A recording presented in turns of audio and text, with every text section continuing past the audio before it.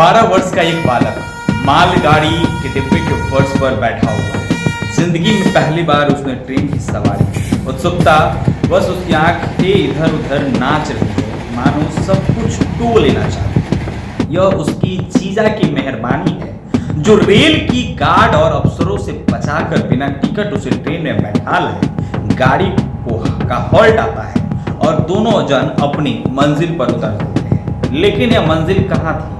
वह जहां से नियति ने नया रास्ता तय किया था। किस्मत कब किसे कहां ले जाए किसी को नहीं मालूम। उस समय उस बालक को ही नहीं मालूम था कि आज इस रेल पटरी पर औचक्के होकर वह यात्रा कर रहा है। इसी दिन देश की सारी रेलगाड़ियां, रेल और पटरियों के संचालन की बागडोर उसके हाथ में। उसके जीजा भी कहाँ जानते होंगे कि रेल कर्मियों के निगाह बचाकर आज उससे अपने जिस साले को वो मालगाड़ी के डिब्बे के फर्श पर बैठाकर सवारी करवा रहे हैं, उसके लिए एक दिन भारतीय रेलवे के बड़े अधिकारी देखते ही कुर्सी से खड़े हो जाएंगे। और यह इसलिए क्योंकि उनकी पत्नी का यह छोटा भाई एक दिन मुल्क का रेल मंत्री होगा।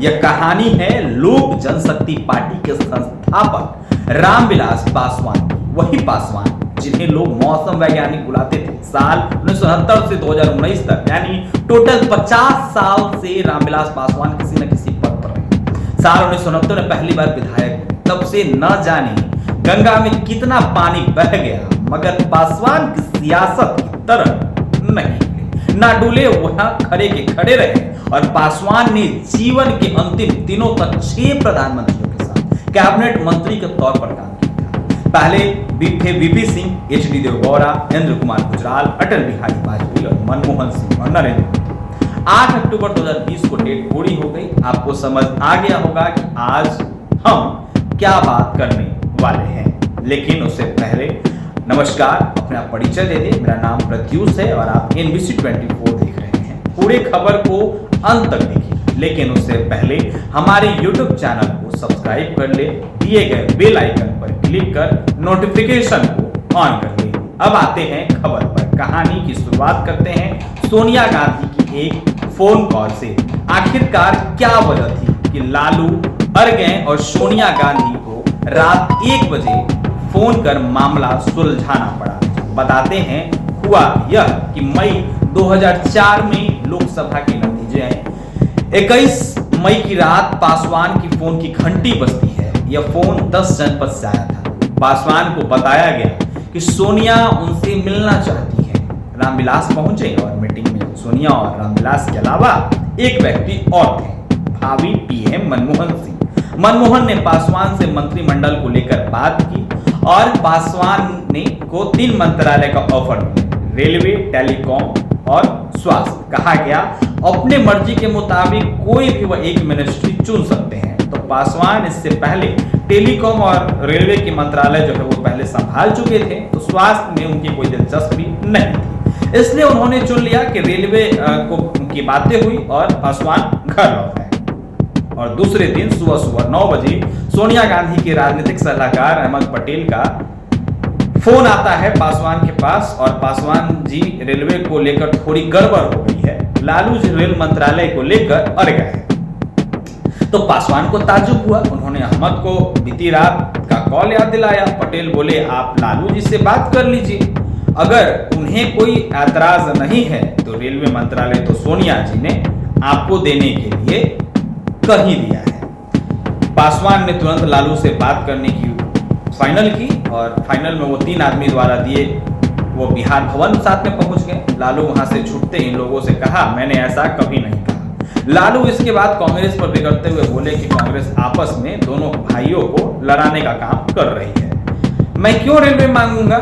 ये बात पासवान जी लालू से कहते हैं। पासवान इसके बाद पटेल को फोन मिलाया। पटेल ने बोला सोनिया के कोर्ट में डालते हुए कहा कि आप मैडम से बात कर लीजिए। पासवान सोनिया के पास पहुंचे। सोनिया ने गोल पोस्ट शिफ्ट की वापस किया और लालू की तरफ बोली वह आपको भले ही कुछ कह रहे हो पर वह रेल मंत्रालय को लेकर मान नहीं रहे हैं। इसके बाद रामविलास का पारा जो है वो पूरे तरीके से चढ़ गया और सही और सुने बोले मैडम सरकार तो बन गई है, मुझे कोई पोर्टफोलियो नहीं चाहिए, मुझे कोई समस्या नहीं है और मेरी पार्टी सरकार को बाहर से अपना समर्थन देगी। तो सोनिया पासवान के मूड पर भाप गई थी। इसके बाद पासवान को घेरने की कोशिश शुरू हुई, क्योंकि उनके सरकार में शामिल न होने से गलत संदेश जा सकता था। तो अहमद पटेल वीपी सिंह के पास गए, क्योंकि पासवान उनकी बात को नहीं टाल सकते थे। तो वीपी उस वक्त अस्पताल में डायलिसिस करवा रहे थे। तो वीपी जो है मध्यस्थता को राजी हुए और जब चलने को हुए तो पटेल से बोले, आप पीछे की सीट पर बैठ जाइए, मैं आगे बैठूंगा। पटेल अचकचाए या प्रोटोकॉल के खिलाफ था। तो वीपी सिंह ने उनकी परेशानी को समझा, तब बोले कि पटेल साहब, पासवान की कोठी में हंगामा हो रहा होगा, आपको देखकर हो सकता है कि वो भीतर ही न जा रहे थे। तो पटेल को बात समझ में आ गई। वीपी सिंह पहुंचे, मान मनोबल हुई और अंततः जो है पासवान राजी। शपथ ग्रहण के लिए जिस तरह तैयार होना था उसका मौका भी नहीं मिला उनको। 1 मिनट के लिए भीतर गए घर के अंदर और पत्नी से कहा कि मैं जा रहा हूँ राष्ट्रपति भवन। और शाम मनमोहन सिंह भी शपथ ली थी और मंत्रियों ने भी शपथ ली थी, लेकिन मंत्रालय किसी को बांटे नहीं गए थे। तो रात में करीब 1 बजे फिर से पासवान की बेडरूम की घंटी जो है, फोन की घंटी जो है वो घनघनाती है और यह फोन भी 10 जनपद से ही आया। बताया गया कि सोनिया बात करना चाहती है, सोनिया गांधी बात करना चाहती हैं। तो पासवान ने इंतजार किया। कुछ देर में सोनिया फोन पर आई और उन्होंने पासवान से पूछा, क्या आप अभी आ सकते हैं क्या? तो पासवान ने हामी भरी और फोन रख दिया, अपने ड्राइवर को बुलाया और गाड़ी निकलवाई। बॉडीगार्ड जो है वो जा चुके थे, घर जा चुके थे, तो उन्हें बुलवाना उचित नहीं समझा गया। तो रात भी काफी हो चुकी थी। फिर पड़ोस में ही जाना भी था। मन की तसल्ली के लिए पत्नी रीना ने बेटे चिराग को पिता के साथ भेज दिया। पासवान 10 जनपद पहुंचे तो देखा कि प्रधानमंत्री की शपथ ले चुके मनमोहन सिंह भी वहां मौजूद हैं और उनके हाथ में एक लंबी लिस्ट है। इन पर मंत्रालयों के नाम थे। जिन मंत्रालयों का बंटवारा हो चुका था उन पर निशान जो है वो लगे हुए थे। अब मनमोहन ने कमरे की चुप्पी तोड़ते हुए कहा कि पासवान जी, इस लिस्ट में जिन पर निशान नहीं लगे हुए वो विभाग खाली है। इनमें से जो भी विभाग आपको चाहिए अपने पास आप रख लीजिए, क्योंकि अब मामला पासवान के आत्मसम्मान और रिश्ता का था। तो उनको एक साथ 2 मंत्रालय दिए गए। पहला था इस्पात मंत्रालय, उर्वरक और रसायन मंत्रालय। एक दिन बाद पासवान और लालू दोनों ने अपने अपने मंत्रालय जो है वो संभाल लिया और इस घटना ने दोनों के बीच टकराव की ऐसी रेखा खींची जो लंबे वक्त तक बना रहा। इस तरीके का अपडेट्स लगातार हम आपको देते रहेंगे, लगातार इस तरीके की कहानी जो है सुनाते रहेंगे। NBC 24 के साथ बने रहें। चैनल को अगर अभी तक आपने हमारा सब्सक्राइब नहीं किया है तो जाकर चैनल को सब्सक्राइब कर ले, बेल आइकन को दबा ले, लगातार नोटिफिकेशन आपके पास पहुंचता रहे। बहुत बहुत अंत तक बने रहने के लिए शुक्रिया।